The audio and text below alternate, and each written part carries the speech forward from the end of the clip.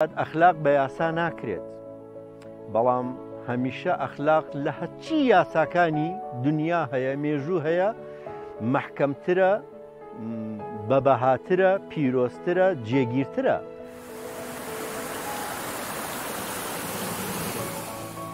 هەتا ئەخلاقی ژینگەیی پەرە پێ نەدەین، هەتا هوشیاری ژینگەیی پەرە پێ نەدەین، مرۆڤ ناتوانێت لە ئازادی بگەڕێ، لە یەکسانی بگەڕێ، لە دادپەروەری بگەڕێ، لە ئیمانداریەکی جوان بگەڕێ.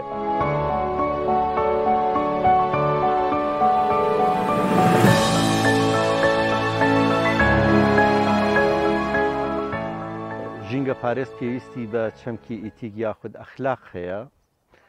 مرۆڤێک بارگاوی نەبێ بە ئەخلاق،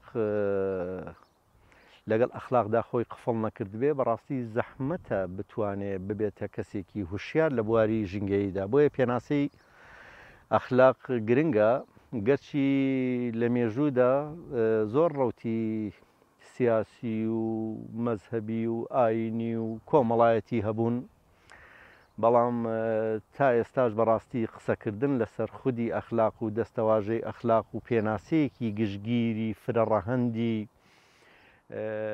پڕبەها بۆ ئەخلاق تا ئێستا ئەنجام نەدراوە. تاکوتەرە لە مێژوودا کەسانێکن کە لەسەر ئەخلاق قسەیان هەبوو بێ و پێناسەیان کردبێت. بۆ ئەمەش وای کردووە کە خودی ئەخلاق یاخود دەستەواژەی ئەخلاق یاخود ئەو ڕەهەندانەی کە ئەخلاق هەڵگرێتی ئاشنا نەبێ بە چین و توێژەکانی کۆمەلگا و بە تاکی کۆمەلگا. ئەخلاق لە پێناسەی سادەی خۆیدا بریتیە لە ئەو